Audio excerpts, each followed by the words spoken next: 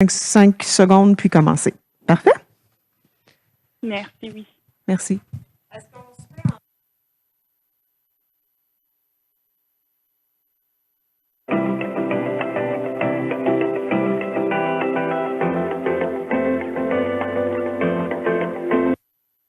This conference is being recorded.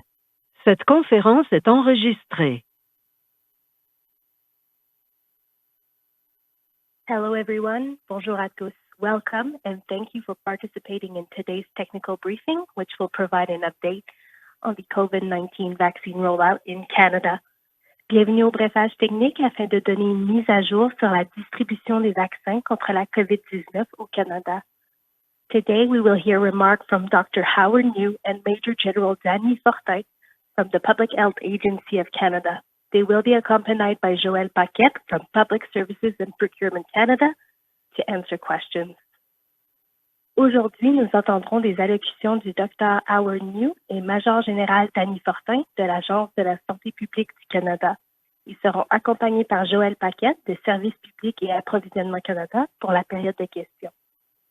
Following the remarks, we will open the teleconference line for questions from the media. Suite à la présentation, nous répondrons à vos questions. If you wish to ask a question, please press star 1 on your phone. Si vous désirez poser une question, veuillez appuyer sur étoile 1. Procédons à la séance d'information technique. Let's begin today's technical briefing. Over to you, Dr. New. Okay, thank you and merci. Hello, everyone, and thank you for joining us at today's technical briefing on Canada's COVID-19 vaccine rollout. I'm here with Major General Danny Fortin, Vice President of Operations and Logistics at the Public Health Agency of Canada. To assist us in answering your questions, we have with us Joël Paquette from Public Services and Procurement Canada. Before launching into updates on the rollout, I'd like to recognize that this is National Nursing Week. I know that I'm speaking on behalf of millions of Canadians when I say how deeply grateful we all are for the continued dedication, sacrifices, and contributions that nurses have been making throughout the pandemic. Earlier this week, we passed the significant milestone of having delivered 20 million doses of COVID-19 vaccines. And as of today, we've also administered over 16.9 million doses. Currently, 48% of all eligible Canadians 18 years of age and older have received one dose of vaccine. As mentioned previously, a relatively high percentage of older Canadians have received a COVID-19 vaccine. As rollout efforts across the country continue, we are seeing increasing proportions of our populations vaccinated. For example, 53.6% of those aged 50 to 59 years of age have now received their first dose. As of May 12th, there have been 28 reports of blood clots with low levels of blood platelets following immunization in Canada, of which 18 were positive for the PF4 antibodies, meeting the definition of vaccine-induced immune thrombotic thrombocytopenia, or VIT. Laboratory testing on the remaining 10 cases is ongoing. We take these reports of side effects to vaccines, however rare, very seriously, and we consider these carefully when looking at the vaccine portfolio in Canada. Vaccines are an essential tool in the fight against COVID-19 and will help end the pandemic. Getting vaccinated will help reduce infection rates, ease pressure on the health system, and create the conditions that will allow us to lift restrictions so we can get back to the important social, economic, and recreational activities. Getting a COVID-19 vaccine is the right choice. You are choosing to protect yourself, your family, and your community. Getting the second vaccine dose is very important because it further increases the level of protection against COVID-19. I recognize that many Canadians who received their first dose of Astrazeneca have concerns and questions, including whether it is possible to receive a different vaccine for their second dose. At this point, we note that the Astrazeneca vaccine has been shown to be more effective after an interval of 12 weeks. So those who have received one dose are recommended to wait for at least 12 weeks before receiving a second dose. Generally, vaccine series are completed with the same vaccine, but in some cases, they can be completed with a different one. As well, it may be possible that using a different vaccine type could result in a greater immune response, providing broader protection against COVID-19. Currently, the United Kingdom is conducting clinical trials of vaccines with different combinations of vaccine types for the first and second dose. We expect the results of a study that will measure antibody responses to these different vaccine combinations in the coming weeks. Once the data are available, the Public Health Agency of Canada will immediately review the data and seek advice from the National Advisory Committee on Immunization, or NACI, on recommendations for the second dose for those who have received a first dose of Astrazeneca vaccine. For more information regarding the risks and benefits of vaccination, I encourage Canadians to reach out to your local public health authorities, healthcare provider, or other trusted and credible sources such as canada.ca and immunize.ca. Finally, we must keep practicing the public health measures that have proven to help curb the spread of COVID-19. Even after you get your vaccine, please continue to social distance, wear a mask, and wash your hands frequently.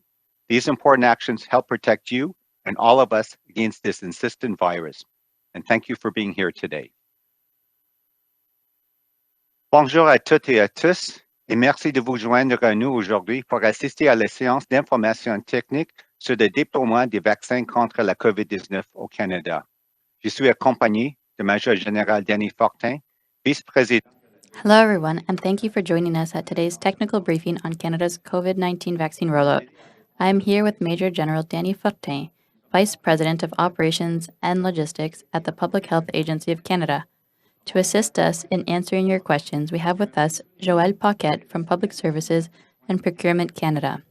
Before launching into updates on the rollout, I'd like to recognize that this is National Nursing Week. I am speaking on behalf of millions of Canadians when I say how deeply grateful I am for the continued dedication, sacrifices, and contributions that nurses have been making throughout the pandemic. Earlier this week, we passed the significant milestone of having delivered 20 million doses of COVID-19 vaccines. As of today, we have also administered over 16.9 million doses.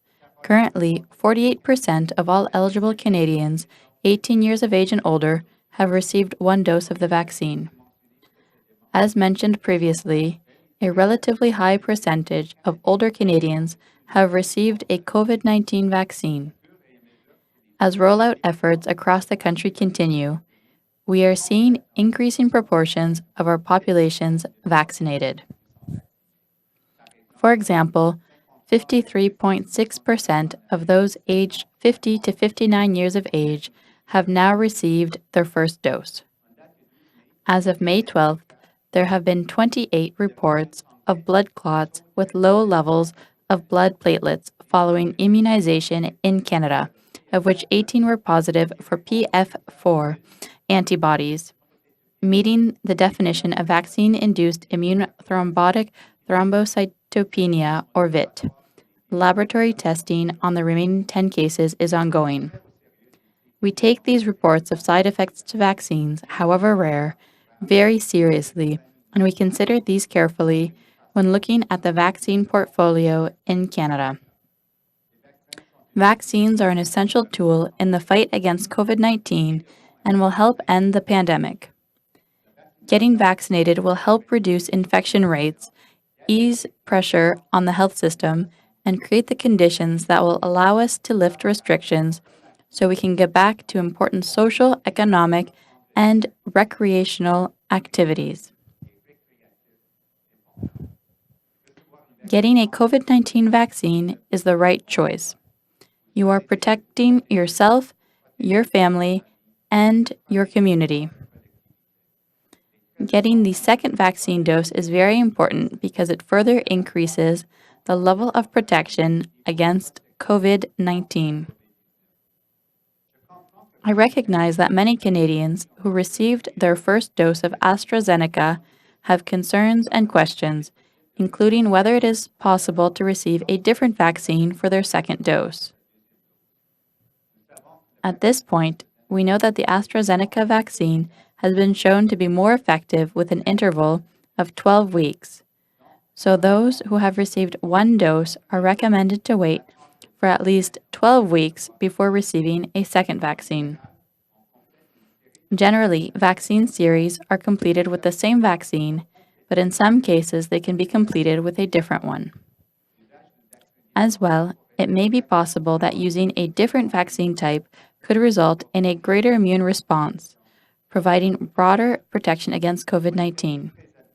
Currently, the United Kingdom is conducting clinical trials of vaccines with different combinations of vaccine types for first and second dose. We expect the results of a study that will measure antibody responses to these different vaccine combinations in the coming weeks. Once the data are available, the Public Health Agency of Canada will immediately review the data and seek advice from the National Advisory Committee on Immunization, or NACI, on recommendations for the second dose for those who have received a first dose of Astrazeneca vaccine. For more information regarding the risks and benefits of vaccination, I encourage Canadians to reach out to your local public health authorities, healthcare provider, or other trusted and credible sources, such as Canada.ca and Immunize.ca. Finally, we must keep practicing the public health measures that have proven to help curb the spread of COVID-19. Even after you get your vaccine, please continue to social distance, wear a mask, and wash your hands frequently. These important actions will help protect you and all of us against this insistent virus. Thank you for being here today. I will now invite Major General Fortin to deliver his remarks. Thank you. Merci, Dr. Nu. Good afternoon, everyone. So to date, we have distributed over 20 million COVID-19 vaccines. We're aiming to distribute a cumulative total of over 25 million doses by the end of the month, this month. And our overall projected goal is for over 40 million by the end of this quarter. Earlier this week, we completed the deliveries of 2 million doses of Pfizer-BioNTech. We have also received 655,000 doses of Astrazeneca from COVAX facility earlier today. Provinces have received the allocation table and are invited to place the order for deliveries as early as beginning of next week. The situation at Astrazeneca is evolving, and we'll work with the provinces in terms of their supply needs. We want to assure everyone that sufficient supply will be available for those who want a second dose of AstraZeneca or who cannot take an mRNA vaccine. Looking ahead, we expect to receive over 2 million doses of Pfizer per week, of Pfizer-BioNTech, for the remainder of the month. For the month of June, this will increase to about 2.4 million doses a week, and we're currently in the process of confirming the number of doses we can expect per week in July. For the week of May 17th, so next week, we can expect to receive over 1 million doses from Moderna, and we continue to work with the manufacturer to determine upcoming delivery schedules. Last week, the National Operations Center held a summit on vaccine deployment with over 130 participants from federal, provincial, and territorial governments, Indigenous organizations, and international guests. It provided us with the opportunity to share insights and best practices on vaccine rollout between different jurisdictions, such as the use of Pfizer-BioNTech in pharmacies, implementing drive-through clinics. We learned from each other's experiences on how to increase efficiency at all levels. Our next step will be holding bilateral engagements with each province and territory in early June to get a sense of each jurisdiction's progression on how we can best continue to support federally in their respective vaccine rollout efforts. In closing, we continue to work with provinces and territories so that they're properly informed to adjust vaccination plans commensurate to the quantity of doses that we're delivering. Bon après-midi à tous. Good afternoon, everyone. To date, we have distributed over 20 million doses of COVID-19 vaccines. We are aiming to distribute a cumulative total of over 25 million vaccine doses by the end of the month of May. And our overall projected goal is for over 40 million vaccine doses distributed by the end of this quarter. Earlier this week, we completed deliveries of 2 million doses of Pfizer-BioNTech to provinces. We have also received 655,000 doses of Astrazeneca from the COVAX facility earlier today.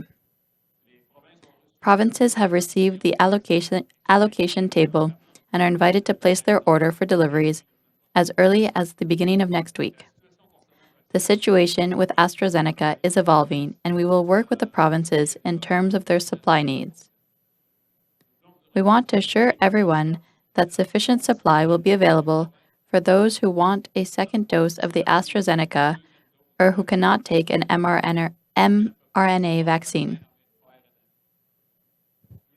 Looking ahead, we expect to receive over 2 million doses per week of Pfizer-BioNTech for the remainder of the month. For the month of June, this will increase to around 2.4 million doses per week, and we are currently in the process of confirming the number of doses we can expect in July. For next week, the week of May 17th, we can expect to receive over 1 million doses from Moderna, and we continue to work with the manufacturer to determine upcoming delivery schedules. Last week, the National Operations Center held a summit on vaccine deployment. There were over 130 participants from federal, provincial, and territorial governments, Indigenous organizations, and international guests, as well as industry. The summit provided us with the opportunity to share insights and best practices on vaccine rollout between different jurisdictions, such as the use of Pfizer-BioNTech in pharmacies and implementing drive-through clinics. We learned from each other's experiences on how to increase efficiency at all levels. Our next step will be holding bilateral engagements with each province and territory, as we regularly do, and we'll do it in early June to get a sense of each jurisdiction's progression and how we can continue to support them in their respective vaccine rollout efforts. In closing, we continue to work with provinces and territories so that they are properly informed to adjust their vaccination plans commensurate to the quantity of doses we are delivering. That concludes my remarks. Thank you very much. I'm now ready for your questions. We will now open the phone lines to questions. We ask that you limit yourself to one question and only one follow-up. We will be taking your questions in both official languages. Nous vous demandons de vous limiter à une question et seulement une question suivie. Vous pouvez poser vos questions dans l'une ou l'autre des langues officielles. We will start with the first question. Première question, opérateur. Thank you. The first question is from Mariko Walsh from the Globe and Mail. Please go ahead. Good afternoon. Thanks for taking my questions. Dr. New, I'm hoping you can tell us a bit more about what the Public Health Agency's stance is now in terms of buying more AstraZeneca shots. Is the advice from the Public Health Agency to Procurement Canada that we should only buy enough shots to match the second doses for the shots already administered? Or should the plans continue as previously, which was to bring in 20 million doses from AstraZeneca's contract, as well as the shots from Covishield and from COVAX? Thank you very much, Marika, for the question. Obviously, this is a live issue, as we can all appreciate, and we are actually having very active discussions with our counterparts, the chief medical officers of health of the provinces and territories, in terms of their I guess I would call it their orders for the AstraZeneca vaccine. As you can see, it's out in the public that many provinces have actually put a pause in terms of offering the AstraZeneca vaccine as a first dose. But as I said in my remarks, and certainly the provinces and territories are also in agreement that based on the individuals who received the first dose, that certainly we should make sure that they have access to getting an AstraZeneca vaccine for their second dose, as per the schedule for this vaccine, which is still according to the product monograph, which has obviously been the case for millions of people who have received the full course of the AstraZeneca vaccine, as we see in the UK and other countries. Having said that, we recognize that also Canadians need to make an informed choice if they have received one dose of AstraZeneca, and therefore we're looking at the science and seeing what the results are from the clinical trials in the UK and offering Canadians a choice. So that is coming. So with that and getting, I guess, more precision in terms of what the provinces and territories are looking at in terms of their need for the AstraZeneca vaccine with respect to the vaccination programs, that will guide us in terms of how we move forward. But that's all I can say at this point. I'm not sure if Major General Fortin or others have any other additional comments. Thank you.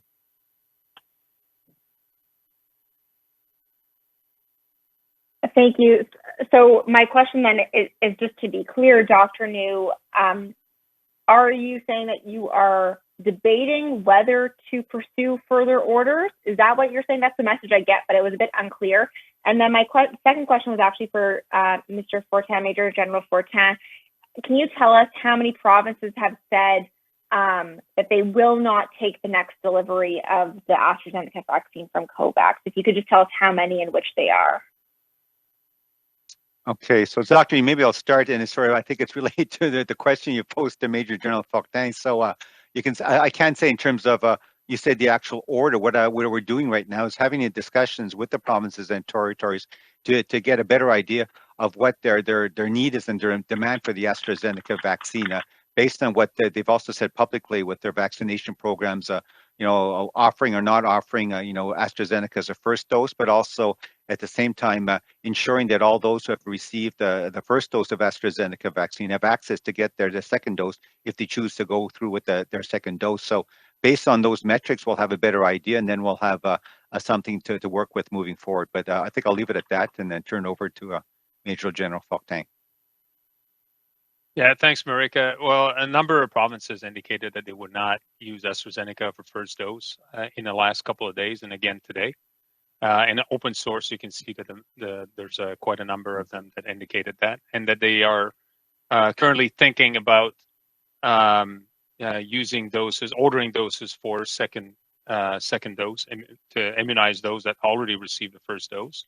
This will start in the next few weeks when you hit the 12-week mark. Early June for some, and so that's part of the considerations that are currently at play with the provinces at this time.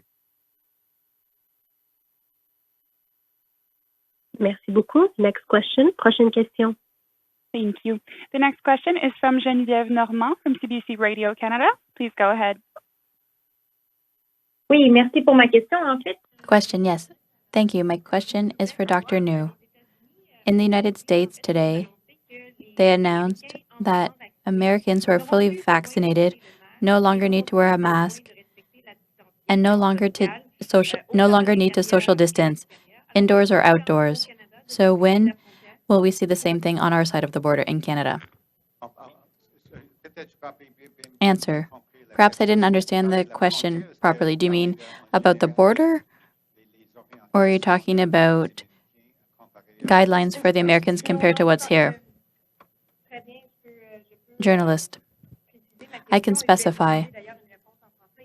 I'll ask you for an answer in French and in English. It's not about the border. I want to know, in the United States, Americans who are vaccinated no longer need to wear a mask, indoors or outdoors. And they don't need to social distance. So here in Canada, for people who are vaccinated who've received both doses of the vaccine, when will the public health measures lighten? When will we be able to stop wearing a mask and stop distancing? Okay, merci pour la question. Answer. Thank you for the question. I can't speak for the Americans, but here in Canada, our approach is more of a collective approach rather than individual. So it's not what we can do as an individual who may have received a vaccine, but what is being done at the community level. So we want to look at vaccine coverage in the community. It's not just for the person who has been vaccinated with 1 or 2 doses. We're looking at the level of protection at the community level. So I think here in Canada, we're on the right path to give at least 1 dose to most Canadians. I think everyone can be vaccinated or be offered a vaccine, a first dose, by June, so the beginning of the summer. The sound is cutting out. So even with a vaccine dose, there is not maximum protection. It's important to continue with public health measures, individual practices, but also at the population level, for communities. We're seeing what's happening in Ontario. So with 2 doses, it's not that everyone can do what they want.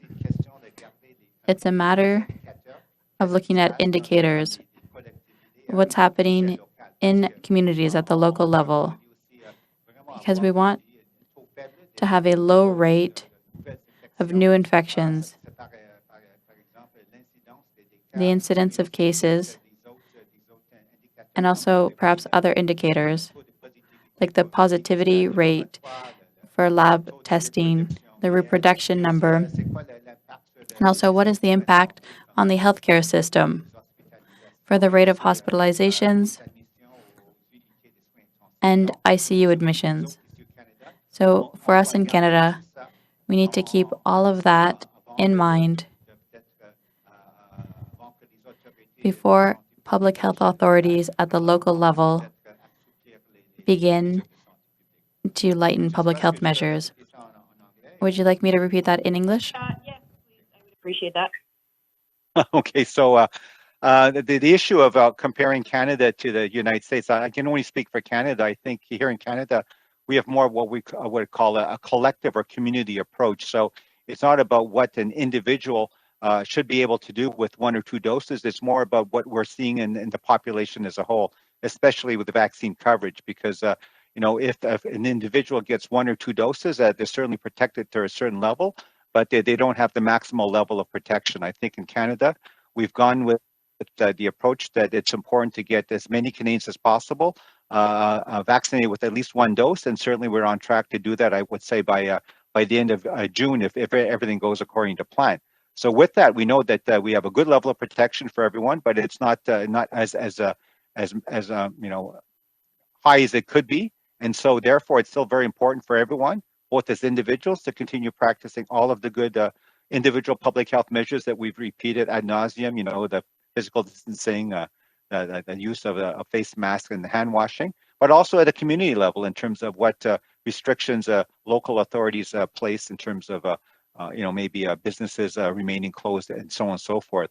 And once we get to a certain level of what I would call vaccine coverage in terms of a certain percentage, then in combination with indicators that also give us an idea of how well the community transmission is being controlled, that will give us a better idea of what not just an individual, but each of us can do. For example, we're looking at indicators such as obviously the incidence rate of new infections, but also things like the reproduction rate, looking at the lab positivity rate, obviously also looking at the impacts on the healthcare system with respect to the hospitalization rates, what are the admissions to the intensive care units, and so on and so forth. So I think we need to look at the indicators as well. And if all that is looking good at a certain point in time, along with high vaccine coverage, that's the point I think that certainly local health authorities will be able to consider loosening restrictions and what Canadians are able to do. But I would certainly say that for something like the face mask, I would say that would be probably one of the last things to go. I think it's just a good practice to keep on right until the fall, until obviously, hopefully everyone will have received 2 doses by September. Thank you. Très bien. Et pour ma question de relance, si vous... For my follow-up, when we look at the statistics throughout the country currently, the number of cases is going down, but it's still high. So Dr. New, what will it take to decide that the pandemic is over in Canada? Please answer in French and in English. I don't know. To declare the end of the pandemic, I don't think it's an exact number or date. I think everyone, even I, have the idea that the virus, COVID-19, is going to circulate for a good stretch, maybe not just this year, but for perhaps years to come.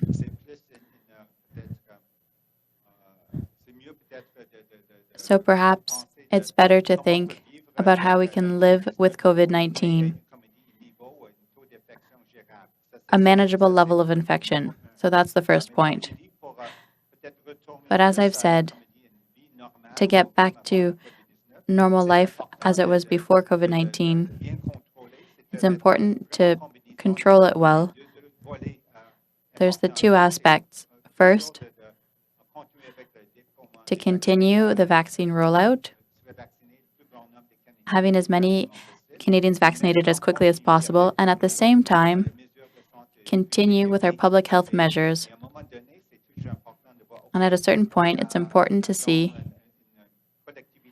in a community what's happening with the indicators, like the rate of infection, the rate of hospitalization,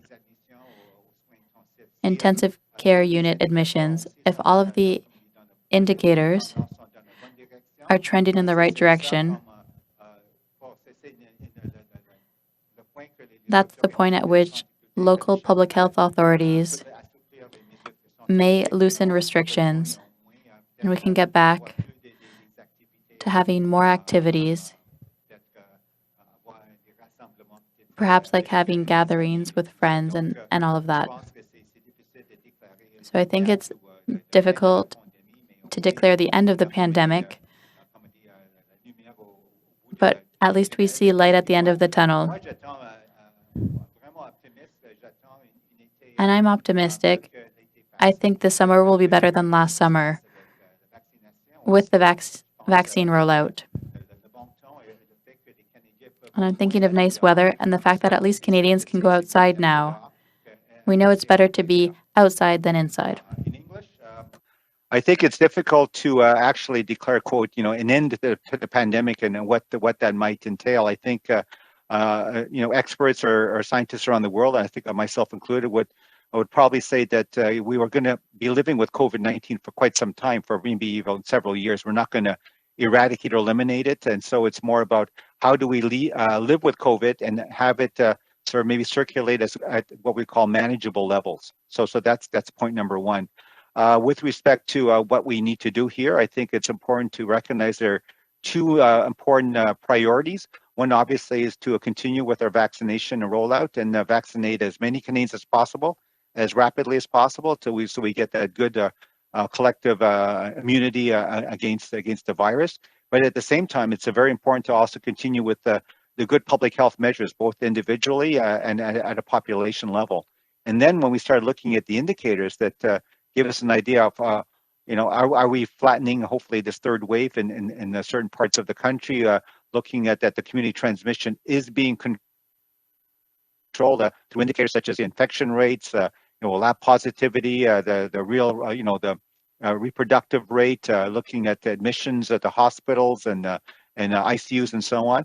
If all those indicators are trending in the right direction, and local public health authorities are comfortable that, yep, everything seems to be going well, and they can go on with the sort of the standard public health measures in terms of testing, tracing, and isolate. And I think you'll see that various restrictive measures will be lifted, and Canadians will be able to get back to some of the activities that obviously we haven't been able to do up to now. And I think I'm optimistic. I'm certainly looking forward to a better summer than last summer, now that the vaccine rollout is well underway. And the fact is that with the nice weather, we can go outdoors, which is obviously, as we all know, much better than staying indoors. Thank you, Dr. New. Next question. Prochaine question. Thank you. The next question is from Mia Rapson from the Canadian Press. Please go ahead. Hi there. My first question is for Major General Fortin, back to AstraZeneca. So am I to understand it then that the doses from COVAX that we received today will be stored by the federal government, maybe at Innomar or somewhere else, and won't be distributed at all to the provinces unless they request those doses? Is that the plan, and for how long would we store those doses? No, we're offering them to provinces, and the provinces would place the order.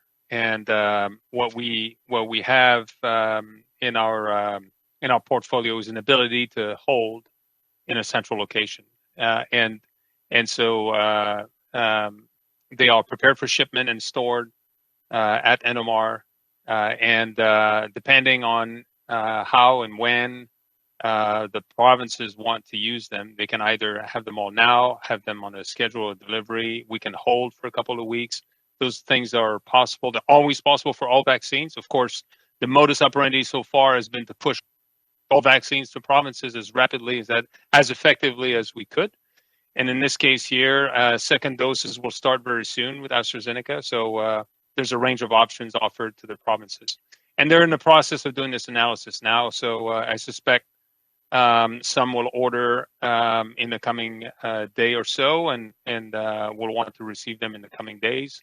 So all of that will come together in a few days. Thank you. And Dr. New, you said that the recommendation is that, or the advice information is that 12 weeks is a better period for the second dose, although we have been told up until now that most people would wait potentially up to 16 weeks. Are you saying that if someone hits 12 weeks and there are doses of AstraZeneca available, that they should go ahead and get that shot at 12 weeks?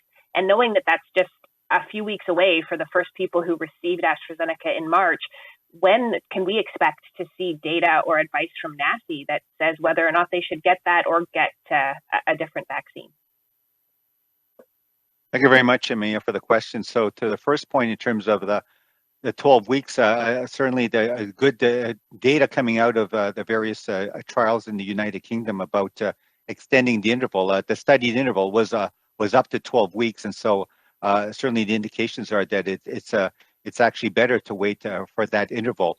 I can't speak for the provinces and territories. Certainly they are aware of the sort of the study results in the UK and elsewhere, the experience of other countries as well. And so it's certainly, I think, possible for provinces and territories for individuals who want to get their second dose of AstraZeneca, if it's available, and certainly with informed consent and so on. That's something I think that could be considered. With respect to those individuals who received their first dose that are maybe not wanting to get that second dose of AstraZeneca and maybe looking to receive a different type of vaccine, we know that NACI is looking at that very carefully, and we do expect to get advice shortly. I think they're also looking for the sort of the data to come out of the United Kingdom, so they want to make sure that it's evidence-based in terms of their recommendations. So I think it's a bit of waiting for the UK sort of data to become available, so NACI can take a look. But certainly, I think the provinces and territories are well aware of what I guess the experience has been in other countries, and they'll take that into account as well as they plan with the further rollout of their vaccination programs. Thank you, Dr. New. Next question. Prochaine question. Thank you. The next question, la prochaine question est de Marc-André Cossette de Global News. À vous la parole. Yes, good afternoon. Thanks as always for taking our questions. Mine today are both for Dr. New. I'd like to return to today's news from the U.S. Centers for Disease Control and Prevention and their announcement that people who are fully vaccinated don't need to wear masks or social distance both indoors and outdoors. You've said already today that you expect Canadians will have to continue to wear masks and keep up physical distancing until the fall. But in the meantime, I wonder what impact do you think today's announcement from the U.S. might have here in Canada? Well, I think, what I would say is that the U.S. guidance obviously is aimed for the U.S. context, and I think here in Canada, I think we appreciate that we have a sort of more of a community or collective approach. It's not about maybe looking at what any given individual could or should be able to do, having received 1 or 2 doses of the vaccine. I think it's about doing it as a sort of a team effort. We get it. We want to get everyone protected with the 1 dose, and then we're going to go on to the second dose as quickly as possible. I think the other way to look at it is that if you receive 1 or 2 doses, and let's say you're from the outside. I'm going to pick the example. It's somewhat related to the Yukon Territory. As you know, they've changed their policy recently, saying that individuals coming from the outside who now have been fully vaccinated with 2 doses don't need to quarantine if they come into the Yukon Territory. And I think there are probably several factors underlying that kind of thinking. First of all, it's not about necessarily individuals coming in having had 1 or 2 doses. It's more about the comfort level that Yukon authorities have with their population. The fact that if they feel that the community transmission is low and it's manageable, and the fact is that they have a high vaccine coverage or high enough, that they feel confident that there's a good sort of level of protection for their population as a whole, then it's fine in terms of maybe loosening some of the measures. So that's how I think I would see it for Canada as a whole, and obviously even at a individual sort of a regional level, it's not so much about people what they do with 1 or 2 doses. It's more about the vulnerable remaining part of the community and the population that has not received either the 1 dose or even still waiting for their 2nd dose. So that I think is part of the thinking here in Canada. Right, and I think Canadians are on board with that team effort that you mentioned, but those who have been vaccinated either fully or partially, they do have questions about what they can do safely. They're wondering about how the public health advice that they've been following for more than a year changes as a result of their vaccination. So why don't we have clear national guidelines on safe behavior for fully or partially vaccinated Canadians? Do you not see any role here for the federal government in providing that advice? It's difficult. Canada is a big country, and certainly the reality in one part of the country could be quite different compared to others. And I think we all recognize that, the hot zones or regions of the country which are much more heavily hit compared to other parts of the country. I think that at this point, we're still, on track where we're close to 50%, which is good in terms of Canadians having received, eligible Canadians having received at least 1 dose. But certainly, as we all know, 1 dose, it certainly gives you a certain level of protection, but it's not the maximal amount of protection that you could get from that vaccine. And so we're looking for the 2 doses. And I think Canadians can understand and also appreciate that if they have been one of, I think, the lucky ones who've made the good decision to get that first dose, that certainly with that certain level of protection, that there's a comfort to that, but they certainly shouldn't be relaxing either their own personal protective measures, but also respecting what measures might be put in place at the community level. I can just give you the example that no vaccine is 100% effective, and I think we all get that. Even with 2 doses, if it's 90 whatever percent effective, there's always what we call vaccine failures. The other aspect, a lot of unanswered scientific questions about the duration of immunity and so on. So I think it's just a very prudent approach that we keep at it, that we don't create a I think in my mind anyway, a situation of the haves and have-nots in terms of those who have received 1 or 2 doses of vaccine and those who haven't, what they're allowed to do. I think we're in it as a country and as Team Canada, and I think it's still, as you said, the way most Canadians are approaching it. Let's get the 1 dose to as many Canadians as possible, and then once we get to that level, let's go for the 2nd dose, and then we'll see where the indicators tell us the situation is in Canada in terms of the level of community transmission and the impacts on the healthcare system. Thank you, Dr. New. Prochaine question. Next question, please. Thank you. The next question is from Alex Boyd from Toronto Star. Please go ahead. Hi, all. Thanks for taking questions. Just to follow up on that earlier question about AstraZeneca, just wondering if you're concerned at all, given the hesitancy around these doses, about the provinces either not placing their full orders or not wanting those shipments at all. And if so, what happens to those AstraZeneca doses? Is there a plan in place to make sure that they don't go to waste?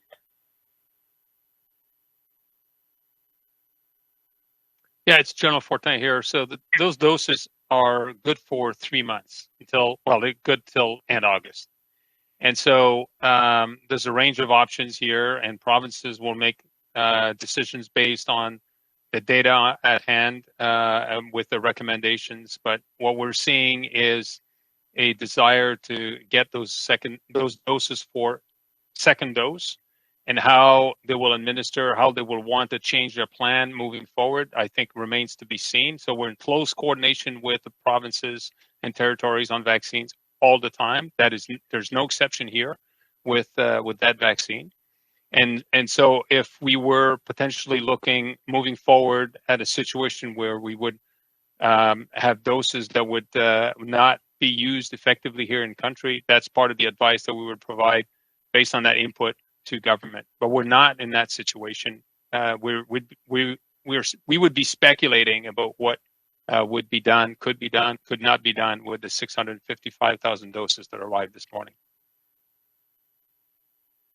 Thank you. And just a follow-up, probably for Dr. New, I know you've talked about this a little bit, but just hoping to confirm if we're still working off that end of June deadline for everyone to get their first dose, or if there's kind of an updated goal, I guess, in mind here.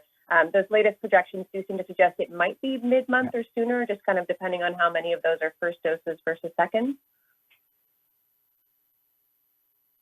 Yes, I think we're on track. Certainly, if you look at the sort of the expected deliveries of the vaccines coming into the country, I think we're well on track. And I think the Prime Minister himself said it, that he's talking about sort of one dose for the summer, and summer is sort of technically I think June 21st. So by the end of June, I certainly anticipate the beginning of summer that all Canadians who are eligible to receive the vaccine will have received or at least been offered that first dose. Thank you, Dr. New. Next question. Prochaine question. Thank you. The next question is from Glenn McGregor from CTV News. Please go ahead. Hi, a question for General Fortin. You say you're in close consultation with the provinces on the flow of vaccine. I'm curious about how many doses across the country of Astrazeneca are now approaching their expiry date. And given this new advice about waiting 12 weeks between first and second, what advice you're going to give the provinces that are facing the possibility of having doses expire before they can get them into people's arms?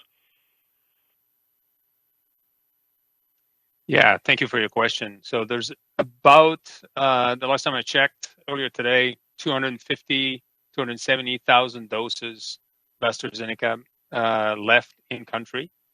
And they are good until end June. So there's still time for them to be used as a second dose.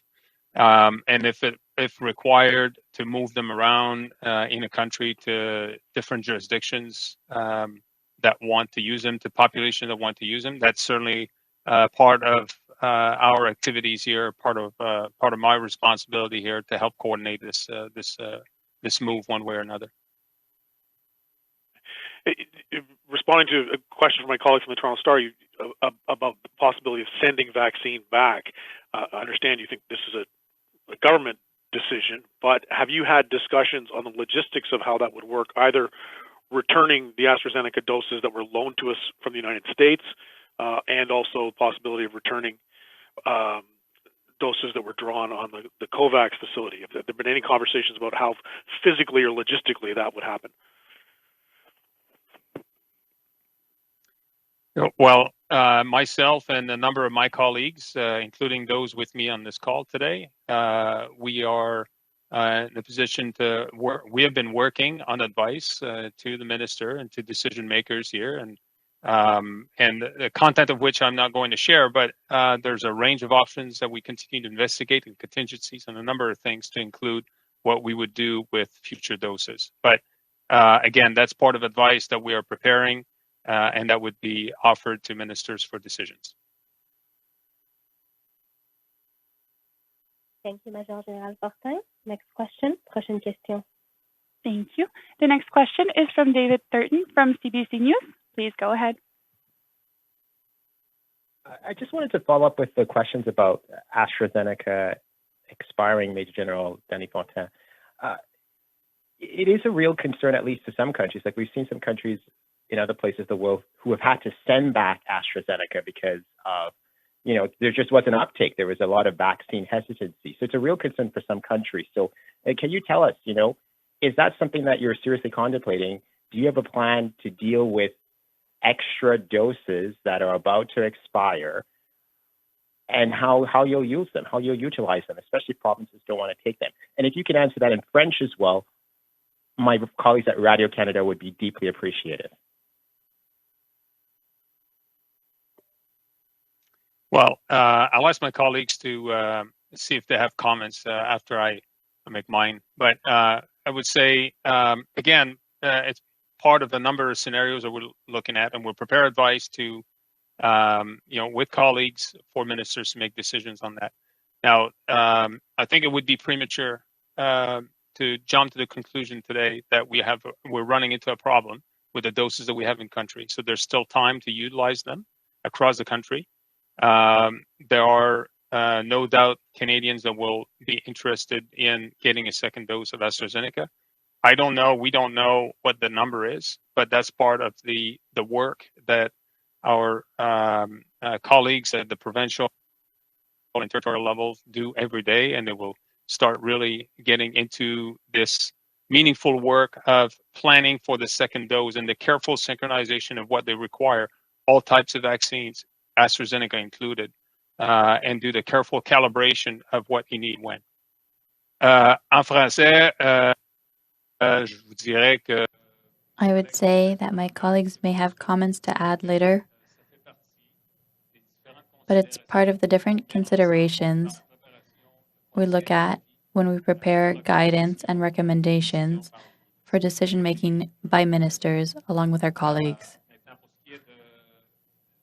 Now, regarding the use of doses currently in the country of Astrazeneca, as with any other doses, provinces are aware of the doses they have when they expire, and they will adjust their plans accordingly.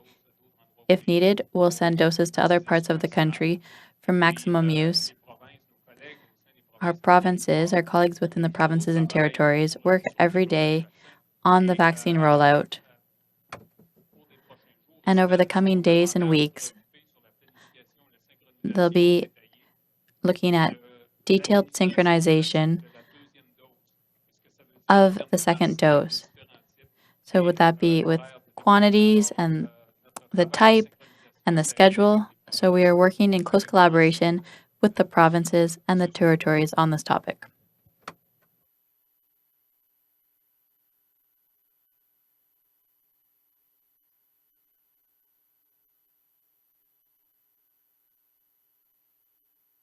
Thank you. We'll take the next question from Alison Martel from Reuters. Please go ahead. Thank you. So 28 cases of it suggest the incidence is higher than 1 in 100,000. How many doses of the AstraZeneca vaccine and Covishield have been administered in Canada? And do you have an updated incidence estimate? It's Dr. New. Maybe I can start. Yes, we have a very robust, obviously, surveillance system for safety. I can say that at this point, and certainly Major General Fortin can correct me if I'm off, but I would say it's a little bit north of 2 million doses of the AstraZeneca vaccines which have been administered in Canada. But in terms of the adverse events and doing sort of the calculations and the incidence rate for VIT, I would defer to the individual provinces and territories because they have a better sort of visibility in terms of what's happening in their jurisdictions. We get reports at the federal level that gets rolled up, and we can sort of do a calculation across the whole country. But I think it's probably more precise, sort of at an individual, sort of provincial and territorial level. I will say that the number is somewhere about 1 per 100,000. It might be a slightly sort of a higher risk than that based on some of the reports we're getting. But I would say at this point, I can't give you a precise number because some cases are still being investigated. They haven't been fully, I would say, confirmed and as being VIT. And I think I would leave it to the provinces and territories to give you the more precise data and sort of the incidents within their jurisdictions. Thank you. Understood. Thank you. Do you have the update on the Johnson & Johnson doses that are in the country? Is the conversation about them entirely about the operations at the emergent facility, or is it also about the risk of VIT?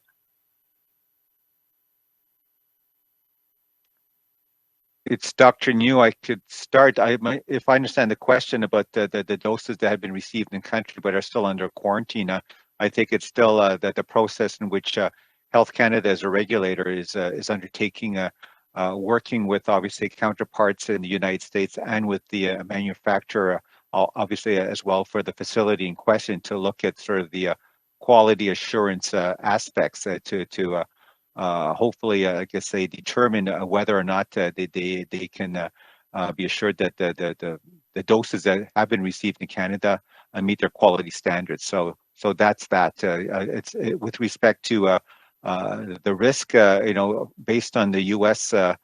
Experience and data. I think they also did a review in the U.S. with the FDA, and I think based on the few events or the rare events in the U.S., I think their risk was determined to be about 1 per 500,000 doses. So that's what the U.S. has determined to date. Certainly, our National Advisory Committee and the provinces and territories are also aware of that data, but Other than that, at this point, it's still a question of waiting for Health Canada in terms of either releasing or determining that the doses are good or not good to go in terms of distribution in Canada. But I'll leave it to other colleagues here if they have any additional information. Thank you.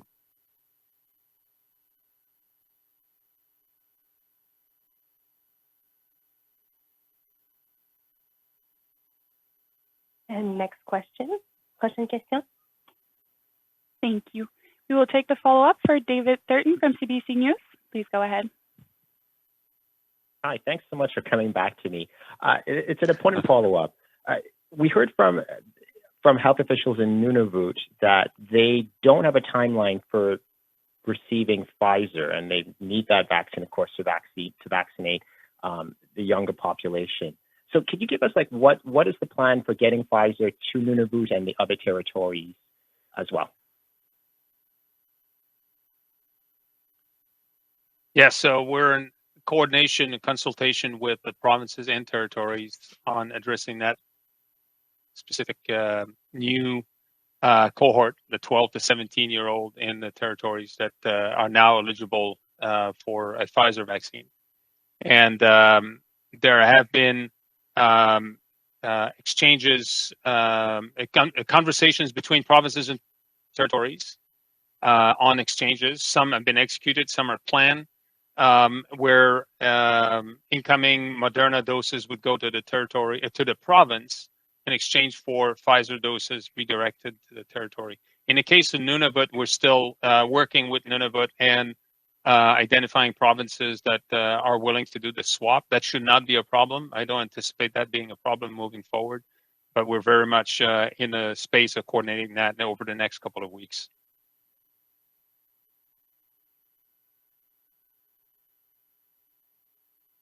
Thank you, Madame la Rapporteure. Next question. Prochaine question. Thank you. The next question is from Dylan Robertson from Winnipeg Free Press. Please go ahead. Hi there. I'm also wondering about expired doses. Quebec's health ministry told CDC it's already had some doses of Astrazeneca expire.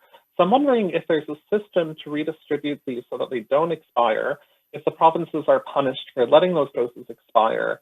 And do you have any sort of ballpark numbers on how many of each vaccine have expired in Canada? Well, regrettably, I don't have visibility on number of doses that would have expired. What I'm tracking is out of the 2.3 million AstraZeneca distribution to date from different lots and different sources, those remaining should all expire end of June. And so that's something that we'll look into here. But we're in constant conversation with provinces, so I don't anticipate that being a problem with certainly other vaccines as they administer those doses quite rapidly. But we'll have to keep a close eye, of course. I think you and your colleagues have raised that. We have to keep a close eye on moving forward how we utilize AstraZeneca and adjust accordingly.